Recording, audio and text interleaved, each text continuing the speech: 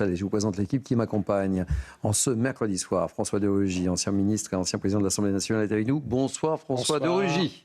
Une petite question à vous poser sur Jean-Luc Mélenchon qui a taclé Édouard Philippe, notamment sur les histoires de Canadair. J'attends avec impatience votre réponse. Jacques Morel est avec nous, ancien patron de l'Office central de lutte contre la délinquance itinérante. Bonsoir Jacques Morel. Frédéric Claus, secrétaire général du syndicat des commissaires de police, est avec nous. On va montrer votre dernier ouvrage, on va le citer pour les auditeurs d'Europe 1. Insécurité, trop, stop à la descente aux enfers. Trop, oui, sans doute, évidemment. Oui. Lapsus révélateur, merci d'être avec nous. Joseph Tounel, fidèle de cette émission, est avec nous. Bonsoir Thierry. Bonsoir. Et Tanguy Hamon est avec nous également. On va parler justement de la situation des incendies. On va suivre dans quelques instants un point presse des sapeurs-pompiers du côté de Fontainebleau, mais j'aimerais qu'on évoque avec vous justement les différentes détentions qui sont en cours. Il y a eu 5 interpellations et je le disais tout à l'heure, détention provisoire requise contre 2 suspects, dont un pompier volontaire, Tanguy Hamon. C'est ça exactement, 5 personnes qui avaient été placées en garde à vue pour ces incendies dans le secteur de Fontainebleau. Le dernier a été interpellé hier soir sur un parking. C'est un homme âgé de 46 ans. Il a forcé tout simplement le dispositif de sécurité. Il a forcé une rubalise donc, pour garer son véhicule sur ce parking. C'est comme ça que les policiers l'ont repéré et l'ont interpellé. Les policiers qui ont découvert dans son véhicule des boulettes de journaux et un briquet. Donc il est fortement suspecté d'avoir eu pour projet d'allumer un nouvel incendie. À cet individu s'ajoutent 4 autres personnes qui ont déjà été interpellées. Les 2 individus qui ont été placés en détention provisoire, un pompier volontaire qui est né en 2007, donc 18-19 ans. Ce pompier volontaire, très jeune, il a reconnu les faits. Il a dit qu'il avait mis le feu avec des brindilles, un briquet et de l'essence. Il y a également avec lui, avec une réquisition de placement en détention provisoire, un autre jeune homme du même âge, 18-19 ans. Lui dit qu'il a déclenché le feu en jetant sa cigarette. Selon les dernières informations, on disait tout à l'heure que ça pouvait être un geste peut-être involontaire. Il a dit finalement que non, ça a été volontaire. C'est volontairement, donc il a allumé ce feu avec sa cigarette. Il y a aussi 2 autres personnes suspectées d'être à l'origine du feu qui s'était déclenché à côté de l'autoroute A6. On soupçonne notamment qu'ils faisaient des travaux et c'est ça qui aurait fait s'embraser la zone. Je rappelle qu'on risque de 2 ans à la prison à perpétuité pour avoir commis un incendie. La perpétuité, c'est dans le cas où un individu meurt à cause de l'incendie.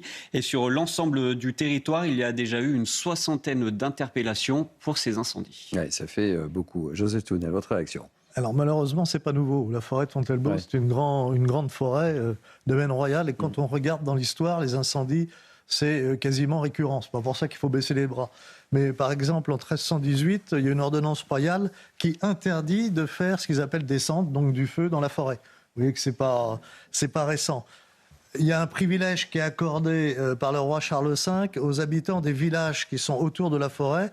Et en contrepartie des privilèges, ils doivent lutter contre les incendies. Et donc le souci... Et puis ensuite, il y a des sanctions. Alors je ne dis pas que c'est celles qu'il faut faire, mais on en trouve. 1518, il y a des forestiers qui sont pris autour d'un feu. Alors, ils sont fouettés, marqués au fer rouge, et ils sont bannis... Oui, qu'on revienne à ces méthodes. Ils sont bannis du domaine royal à vie. Au début du XVIIIe siècle, un incendiaire, un incendiaire volontaire, il précise bien, un incendiaire volontaire, eh bien lui, il risque la peine de mort. Je ne dis pas qu'il faut revenir à ça. Oui, mais vous voyez que c'est pas nouveau non plus. C'est pas nouveau. Et c'est bien de faire un petit rappel de l'histoire. Frédéric Claus, votre réaction là? Non, je pense que malgré ce drame, c'est un drame, ça fait partie de notre patrimoine. Moi, je voulais saluer l'efficacité des enquêteurs, les policiers, les gendarmes sur place. C'est des enquêtes extrêmement complexes. Les agents forestiers y participent, les pompiers qui ont des experts en comportement du feu, la police scientifique. Et le fait d'avoir interpellé aussi rapidement déjà des auteurs présumés, et de toute façon, sur l'ensemble de la France, 60 personnes qui ont été mises en garde à vue, montre quand même qu'il y a une efficacité des services d'enquête. Et il faut rappeler que c'est désastreux, 32 000 hectares qui ont déjà brûlé. Et c'est-à-dire qu'en 1 mois et demi de démarrage de la campagne feu de forêt, on a plus de destruction qu'en 2025. Et hélas, avec le réchauffement climatique, ça va devenir un sujet d'avenir. Et on en parlait tout à l'heure, ça posait la question de l'autonomie des moyens pour notre pays. On parlait par exemple des Canadair, puisqu'on est dépendant. Ah oui, on va en parler là. C'est la réflexion que j'avais avec mon voisin.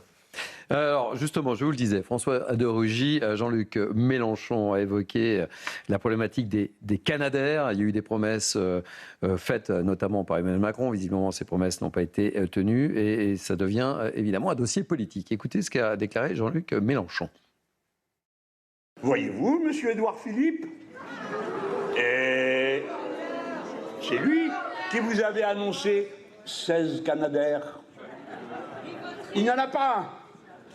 Il y en avait déjà la moitié qui ne fonctionnait plus à l'époque. Eh bien, ça ne s'est pas arrangé depuis. Et il y a aussi monsieur Attal. Alors lui, il a encore fait mieux. Comme il ne savait pas où économiser, il a dit les Canadair, tout le monde s'en fout. En tout cas, lui s'en fout. Quick, il a coupé. Alors avant de vous donner la parole, François de Rugy, on va écouter la réponse de Gabriel Attal qui était sur le Tour de France cet après-midi et il a réagi. On voit que Jean-Luc Mélenchon ne sait plus quoi faire pour faire parler de lui et donc il fait du trumpisme et il raconte absolument n'importe quoi et on le voit depuis plusieurs jours. Citez-moi le gouvernement qui depuis 20 ans a commandé des nouveaux Canadair pour la France. Il y en a eu un, c'est le gouvernement que j'ai eu l'honneur de diriger. Donc voilà, comme d'habitude, la France insoumise, Jean-Luc Mélenchon raconte absolument n'importe quoi, mais surtout quand on regarde les positions qui ont été les leurs, les votes qui ont été les leurs, si on écoutait la France insoumise et si on faisait ce que la France insoumise et Jean-Luc Mélenchon proposent, on désarmerait pas seulement les policiers, on désarmerait aussi nos pompiers. François de Rugy, votre réaction sur ces attaques donc de... Ben voilà, ça sent la campagne, 2027 est là, c'est un vrai sujet de débat. Et Jean-Luc Mélenchon attaque Édouard Philippe et Gabriel Attal, deux candidats annoncés.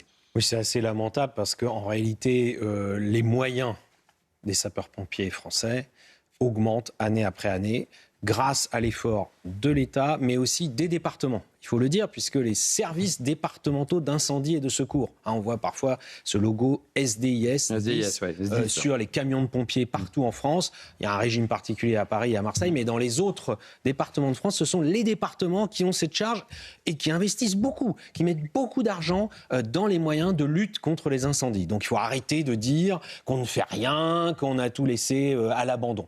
Quant au Canadair, c'est vrai que ce sont des moyens de l'État. Moi, quand j'étais ministre de la Transition écologique, j'ai rendu visite à tous les pompiers et à tous les moyens. Il y a une base dédiée à cela à Nîmes. Et je peux vous dire qu'il y a des moyens importants qui ont été renforcés. Il y a eu un problème, c'est que le fabricant des Canadair avait arrêté d'en produire depuis 2015. Donc vous voyez que ça traverse plusieurs gouvernements.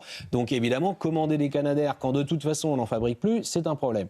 Maintenant, le fabricant canadien, puisque c'est pas pour rien que ça s'appelle Canadair, a recommencé la fabrication. Mais il y a beaucoup de pays qui ont passé des commandes, dont la France. Il y a aussi, il faut le dire, une solidarité européenne, c'est-à-dire que d'autres pays européens peuvent amener des moyens et nous pouvons en amener quand il y a des besoins. Et puis enfin, il y a des entreprises françaises. Édouard Philippe d'ailleurs est allé rendre visite il y a quelques semaines, donc c'était pas du tout lié à cette actualité à Toulouse. C'est une entreprise qui s'appelle Positive Aviation qui a eu l'idée de transformer des ATR-72, qui sont des avions qui sont très répandus partout dans le monde, donc on peut acheter d'occasion et les transformer en bombardiers d'eau et donc ça permettrait aussi, puis il y a Inaero qui est aussi une société française basée à Istres qui a aussi un projet de Canadair français, si on peut dire, ce qui permettra, parce que en effet, malheureusement, ces phénomènes de grands feux de forêt, il y en aura encore à l'avenir. Allez, on marque une pause sur Europe 1 et sur CNews et on se retrouve dans quelques instants et on poursuit nos échanges. Et je vous rappelle, on risque de suivre le point presse du côté de la forêt de Fontainebleau, un point presse tenu par les sapeurs-pompiers. A tout de suite sur nos deux antennes.